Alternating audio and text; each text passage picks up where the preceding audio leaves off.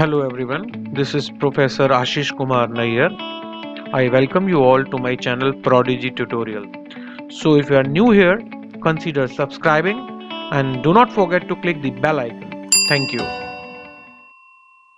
So in today's session, we'll look at the overloading of another special operator. It is referential operator, the arrow operator, which we have been using since we learned C language. In C language, this operator was used in case of structures. Whenever we pass a structure as an argument to a function using call by reference technique, we receive the address in a pointer, and whenever we deal with pointers in case of structures, we use this arrow operator. So this arrow operator is very much same. It is used in C++ as well. Let us see what we are trying to do in this particular code and why we need to overload this one. ठीक है, तो सीखते हैं ये arrow operator क्या है, इसकी जरूरत क्या होती है और इसे ओवरलोड क्यों किया जाता है. तो इसको समझने के लिए just pay attention. In this particular code we have a class named as myClass. Inside this class, if you see, we have a data member int I, and we have overloaded operator function that is going to overload our arrow operator. First of all, we'll try to understand what is the need of this thing, why we need to overload this.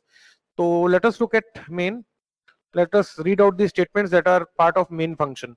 Inside main, you can clearly see that on line number 1 we are attempting to create, it's an attempt to create an object for my class. Name of object is OB. तो यहाँ पहली line में क्या काम हुआ, my class के लिए एक ऑब्जेक्ट बनाया OB. अब यहाँ second line, what is important here is this second line. In this second line you can see, so my class, we created one object for the my class, it is OB, and if we look at the second statement written inside main, we have OB arrow I equals to 10. In order to access I, what is I? I is a data member of our class, deliberately declared in public section. Why in public section? I'll clear in a moment, please wait. आपको पहले भी बताया था, data members हमेशा private में ही होंगे, ऐसा कोई हार्ड एंड फास्ट रूल नहीं है. You can declare your data member in public section also.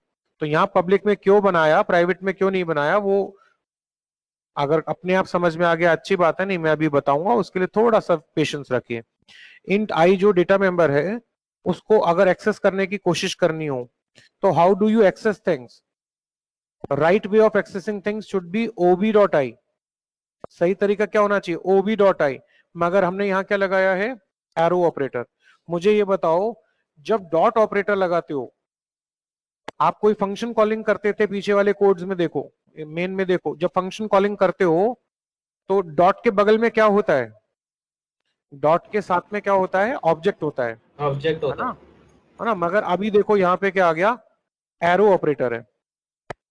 ये इस लाइन पे देखोगे तो यहाँ डॉट नहीं है, यहाँ पे एरो है. एरो कहता है मेरे बगल में ऑब्जेक्ट नहीं होना चाहिए, मेरे बगल में तो पॉइंटर होना चाहिए. क्योंकि सी लैंग्वेज को याद करो, if you recall the concept that we learned in C, arrow operator is always used whenever we deal with pointers. Without pointers we never use this operator. तो एरो ऑपरेटर क्या कहता है, एरो ऑपरेटर को design किया गया था pointers के साथ यूज करने के लिए, ठीक है. मगर आपने एरो ऑपरेटर किसके साथ यूज किया, ऑब्जेक्ट के साथ. तो जैसे ही आप ऑब्जेक्ट के साथ में एरो ऑपरेटर लगाओगे, अगर ये लाइन ऑफ कोड ना लिखा हो, ऑपरेटर को ओवरलोड ना किया हो, तो you will get an error message on the screen. ठीक है, समझ में आई बात? अभी क्योंकि ये लिखा हुआ है, ये कोड चल जाएगा, ठीक है. अगर नहीं लिखा होगा तो एरर आएगा कि you are using arrow operator with an object. तो ये गलत बात है. Arrow operator is design to be used with pointers, not with objects. तो पहली बात यह है कि प्रॉब्लम समझ में आ रही है. एरो ऑपरेटर को ओबी के साथ लिखने पर प्रॉब्लम होगी, पक्की बात है. अगर आप अपने कोड में से ये लाइन हटा देंगे, आपको एरर आ जाएगा, इलीगल स्ट्रक्चर ऑपरेशन. वो कहेगा कि ये क्या कर दिया आपने, दिस इज नॉट अलाउड. मगर मैं तो ऐसा करना चाहता हूं. क्यों? I am little bit adamant. I want to use it with object only. So if you wish to do it like this way only, so you will have to teach arrow operator that how it should behave with objects. This is what is overloading all about. What does overloading topic teaches us? Overloading means we are going to train, we are going to teach our operator a new behavior, that how our operator should behave with class objects. This particular operator knows how to behave with pointers, but it does not know that how it should behave with objects. So what I'm saying is, I'll teach the operator what it should do.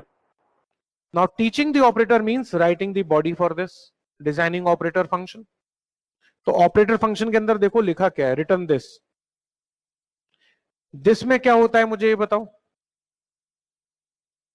This pointer के contents क्या होते हैं, this pointer के पास, this is a pointer. First thing is, in the previous session also we discussed, this is a pointer, and this pointer holds the address of the object that has invoked the function.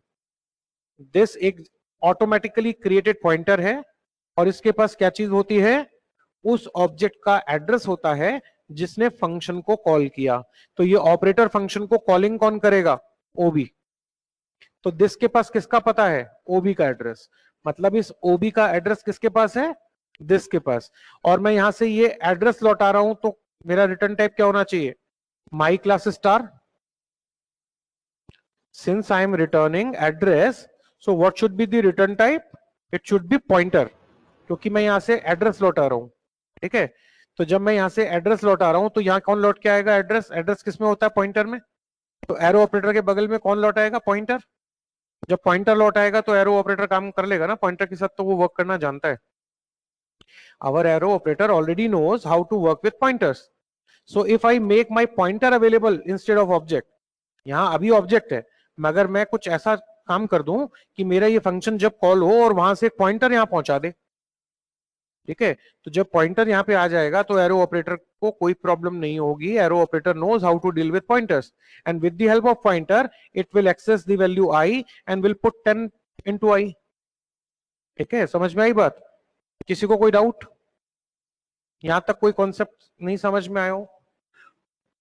I again repeat, whenever you write ob arrow I equals to 10, this is equivalent to writing, this is equivalent to writing ob. yes sir, जो pointer में वो जो star लगाते हैं फिर arrow भी लगाते हैं, इन दोनों में डिफरेंस क्या है. एक सेकंड रुकिए, एक सेकंड बेटा, मैं शिफ्ट F5 कर दूं. चलिए देखिए, मैं अभी बताता हूं, आपके क्वेश्चन का भी जवाब देते हैं. पहले यहां देखते हैं, ob arrow I, whenever you write ob arrow I equals to 10, what does this mean, this is equivalent to writing something like this. ये कुछ ऐसी चीज है.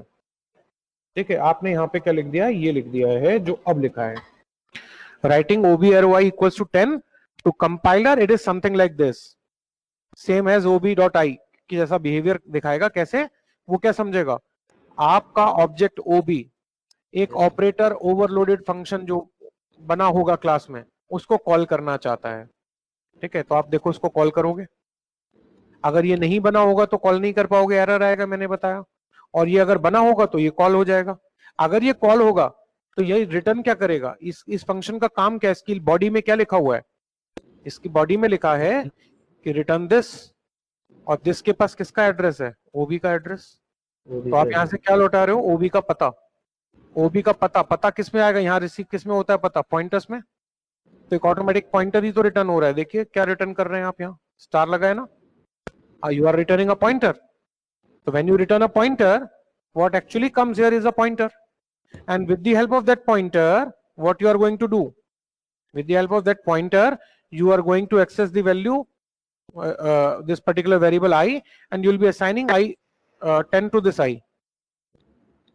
Working समझ में आई है.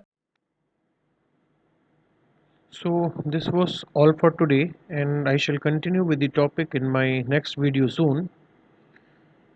If you found my lecture informative and you enjoyed that, then kindly like the video and do subscribe the channel. Till then, goodbye and stay safe. Thank you.